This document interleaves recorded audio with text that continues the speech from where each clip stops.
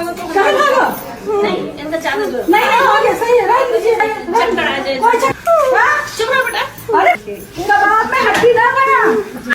ये जो अभी कुछ सेकंड का वीडियो आपने देखा था, ये एक हॉस्पिटल के लेबर रूम का वीडियो है, जहां वाइफ लेबर पेन में है, उसका हस्बैंड उसके साथ खड़ा हुआ है, उसको प्यार कर रहा है, अपनी वाइफ को दुख में तकलीफ में देखकर उसको बहुत ज्यादा बुरा लग रहा है, उसकी आंख से आंसू अपने आप निकल रहे हैं। एंड हर कपल को ये मोमेंट जरूर एक्सपीरियंस करना चाहिए, क्योंकि जब एक आदमी ये पूरा प्रोसेस देखता है तब उसे समझ आता है कि किन तकलीफों से निकलकर उसकी वाइफ उसके बच्चे को जन्म दे रही है, इस दुनिया में ला रही है। एंड उसकी माँ ने भी ये सब एक्सपीरियंस किया था उसको जन्म देने के लिए, इस दुनिया में लाने के लिए।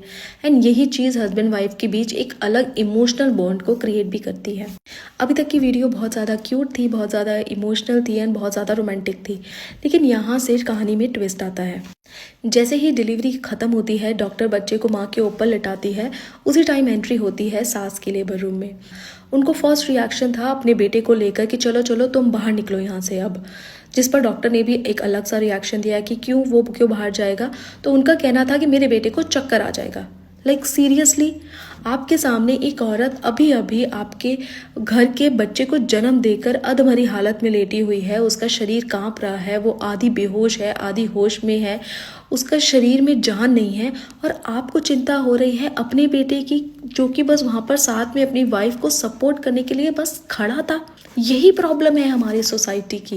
एंड इस रिएक्शन को अगर हम साइकोलॉजी के हिसाब से समझे तो इसके बहुत सारे रीज़न हो सकते हैं। पहला रीज़न हो सकता है पोजेसिव मदरहुड।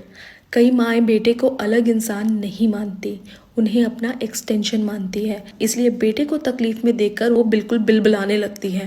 लेकिन बहू, जो कि उनके लिए एक आउटसाइडर है, अभी तक उन्होंने अपनी फैमिली का मेंबर ही नहीं माना है उसे, इसलिए उन्हें ना बहू की तकलीफ दिखती है, ना उसको तकलीफ में देखकर उन्हें बुरा लगता है। दूसरा इसका मेन रीज़न होता है अनहील्ड ट्रॉमा। जो चीज़ें उनकी लाइफ में उस टाइम पर मिसिंग थी, वही चीज़ें जब उनकी बहू को मिलता देखती हैं वो, तो उनके अंदर से ट्रिगर होता है कि मुझे नहीं मिला था तो इसे क्यों मिल रहा है।